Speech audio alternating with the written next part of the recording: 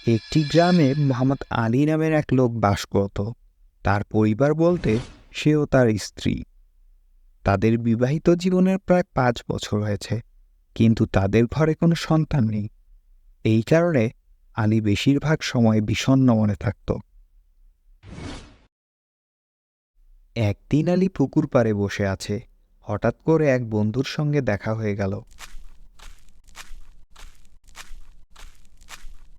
কি খবর বন্ধু? কেমন আছো? আলহামদুলিল্লাহ, ভালো আছি। তোমাকে দেখে বেশ চিন্তিত মনে হচ্ছে। কি হয়েছে তোমার? বন্ধু, তুমি তো জানো আমার বিবাহের প্রায় 5 বছর হয়ে যাচ্ছে, কিন্তু এখন পর্যন্ত কোনো সন্তান হচ্ছে না। কত ডাক্তার দেখালাম, কত চিকিৎসা করালাম, কিন্তু কিছুতেই কিছু হচ্ছে না। আরে ভাই, এই ব্যাপার টেনশনের কোনো বিষয় না।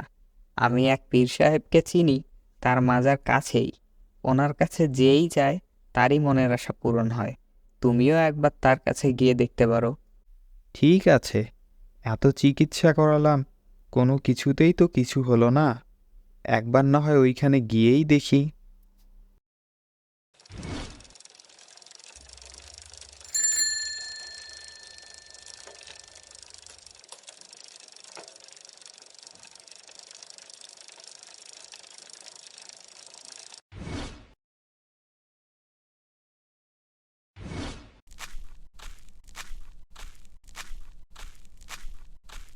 বন্ধু, কি খবর? গিয়েছিলে ওই পীর সাহেবের কাছে?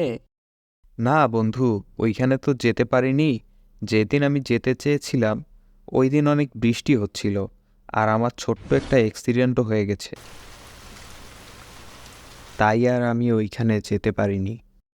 ও, তাহলে তো তোমার সঙ্গে অনেক খারাপ হয়েছে।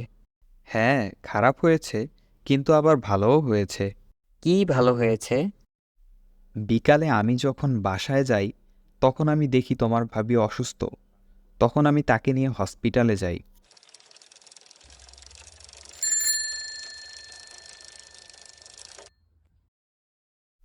তাকে হসপিটালে নিয়ে যাওয়ার পর আমি কি জানতে পারি জানো? কি জানতে পেরেছো? কি হয়েছে ম্যাডাম? কোনো টেনশনের বিষয় নেই তো? না, টেনশনের কোনো বিষয় নেই। সব রিপোর্ট নর্মাল আছে, কিন্তু আপনার ওয়াইফ প্রেগনেন্ট। প্রেগন্যান্ট? কতদিন থেকে? আপনার ওয়াইফ 2 মাসের প্রেগনেন্ট। 2 মাসের প্রেগন্যান্ট? 2 মাস থেকে? বন্ধু, তুমি কি জানো এখানে চিন্তার বিষয় কি? কি চিন্তার বিষয়? আমি যদি ওই দিন মাজারে চলে যেতাম, আর আসার পরে যদি আমি এই খবর জানতে পারতাম আমার ওয়াইফ প্রেগনেন্ট, তাহলে আমি সম্পূর্ণ ক্রেডিট ওই পীর সাহেবকে দিয়ে দিতাম। তখন আমার মাথায় চিন্তা আসতো, এত চিকিৎসা করেও তো আমার কোনো কাজ হলো না।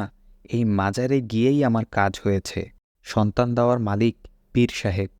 এতে করে আমি সর্বোচ্চ বড় পাপ শিরক করে ফেলতাম। আল্লাহ তাআলা আমার ভাগ্যে লিখে রেখেছেন 2 মাস আগে থেকে আমার ওয়াইফ প্রেগনেন্ট, কিন্তু আমার কাছে কোনো ইনফরমেশন ছিল না। আর এই পুরো ক্রেডিট আমি পীর সাহেবকে দিয়ে দিতাম। আমাদের একটি বদঅভ্যাস আছে, আমরা কোনো জিনিস না পেলে আল্লাহকে ছেড়ে দিয়ে অন্য কিছুর উপর আশা করি।